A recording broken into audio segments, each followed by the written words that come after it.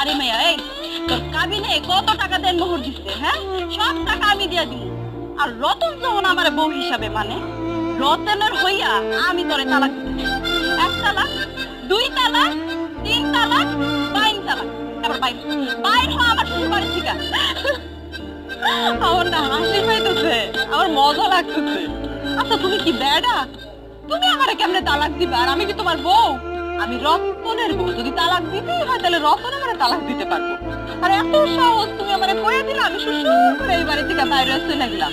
তা তো না, তুমি রতনের বিয়া করা বউ হইতে পারো, কিন্তু আমি রতনের আগের বউ। আমার অধিকারটাই বেশি। হ, কারণ আমার তো হইল বৈধ, আর তোরটা হইছে সন্দেহজনক ঝামেলা। তাই বড় বড় কথা না কইয়া বাড়ি থেকে এক্ষুনি বাইর হইয়া যা। এতে তোর ভালো হইব, আমাদের সবার ভালো হইব। কার ভালো হবে আর কার মন্দ হবে এসব তো আমার দেখা লাভ নাই।